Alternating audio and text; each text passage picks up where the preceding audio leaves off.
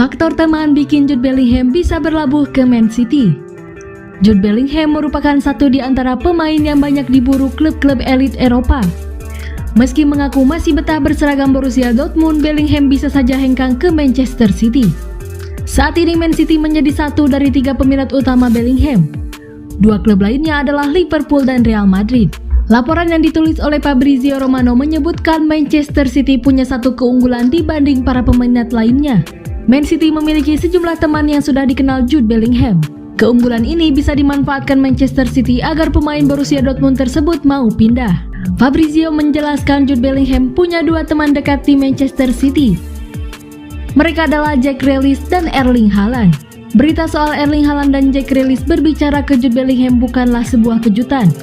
Ujar dia, Haaland adalah sosok yang ramah.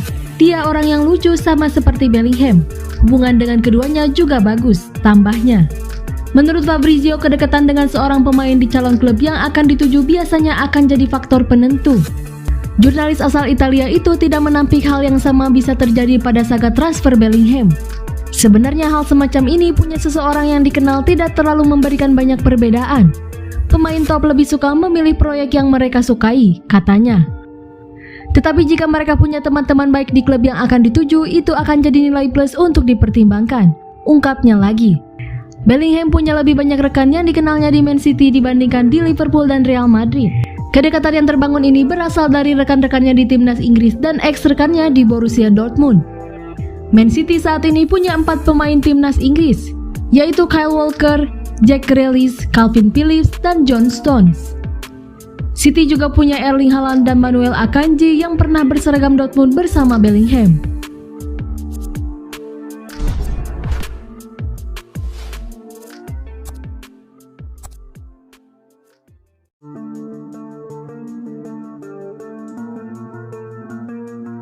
Man City ingin pertahankan gelar. Ini syaratnya. Man City dikejar waktu untuk mengkudeta puncak klasemen Premier League 2022-2023 dari Arsenal. Menang lawan Liverpool pada Sabtu 1 April 2023 di Etihad Stadium nyatanya belum memperpendek jarak mereka di tabel klasemen. Saat ini Man City masih terpaut 8 poin dengan Arsenal yang memainkan 1 laga lebih banyak. Jarak yang masih jauh akibat Arsenal yang juga tampil apik melawan Leeds United dengan mengamankan kemenangan di Emirates Stadium. Jika kondisi ini terus berjalan hingga akhir musim, maka Arsenal dengan meyakinkan bisa mengamankan gelar juara musim ini. Namun gelandang Man City Bernardo Silva yakin timnya bisa merebut puncak klasemen di saat terakhir. Bagi Bernardo, laga lawan Arsenal di Etihad Stadium pada akhir April nanti menjadi titik balik timnya merebut posisi The Gunners. Namun ada syarat yang harus dipenuhi Man City jika ingin sukses merebut puncak klasemen. Bernardo menempatkan momentum terpenting berada pada 2 laga jelang pertemuan melawan Arsenal. Jika bisa memenangkan laga melawan Southampton dan Leicester City tersebut, Bernardo yakin timnya bisa mengkudeta puncak klasemen. Itu bisa menjadi pertandingan yang sangat penting melawan mereka. Tapi kami memiliki pertandingan besar sebelum itu, Southampton dan Leicester City. Jika kami terpeleset sebelum itu, tidak masalah apa yang terjadi dalam game itu. Menang pun percuma. Teram Bernardo dikutip dari 90 Minutes. Meskipun Southampton dan Leicester City punya kualitas di bawah Man City, kedua tim itu bisa memberikan kejutan.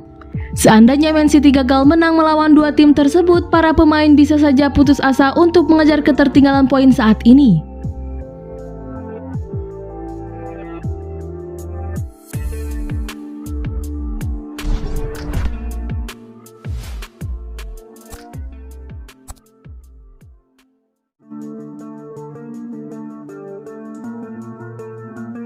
Terpinggirkan. Aymeric Laporte dibidik PSG dan Tottenham Hotspur. Bek Manchester City. Aymeric Laporte dibidik oleh Paris Saint-Germain dan Tottenham Hotspur di bursa transfer musim panas 2023. Minimnya waktu bermain yang dijalani oleh Aymeric Laporte membuatnya ingin hengkang dari Manchester City.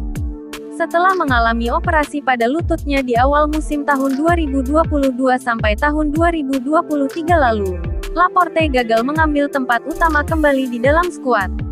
Dilansir bolasport.com dari 90 Min, Paris Saint-Germain dan Tottenham Hotspur tertarik untuk merekrutnya.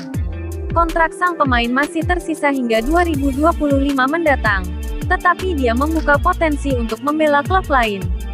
Bek asal Spanyol itu hanya tampil dalam 18 pertandingan di lintas ajang bersama Man City musim ini. Paris Saint-Germain membutuhkan bek baru untuk menambah kedalaman skuad untuk mengarungi musim anyar. Selain itu, faktor cederanya Presnel Kimpembe juga menjadi pendorong Les Parisiens untuk merekrut pemain anyar. Sementara Tottenham Hotspur, mereka butuh amunisi baru untuk memperkuat tim. Musim ini, The Lilywhites terseok-seok dan sudah tersingkir dari perebutan juara semua kompetisi baik domestik dan antar klub Eropa. Praktis hanya ambisi 4 besar yang menjadi target realistis dari tim asal London Utara itu. Laporte sendiri sejatinya adalah andalan Man City sejak bergabung pada tahun 2018 lalu dari Athletic Bilbao. Peran pentingnya di lini pertahanan Man City mampu membantu tim mendominasi Liga Inggris. Secara keseluruhan, Laporte telah bermain sebanyak 171 pertandingan di berbagai ajang.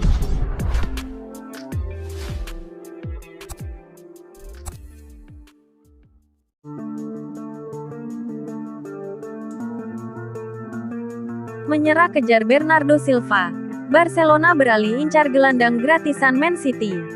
Klub raksasa Liga Spanyol, Barcelona, mulai menyerah mengejar Bernardo Silva dan mengalihkan incaran ke gelandang gratisan Manchester City.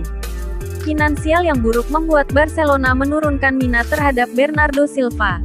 Kini, Barcelona justru beralih mengincar rekan setimnya, Ilkay Gundogan, yang bakal habis kontrak per tanggal 30 Juni tahun 2023.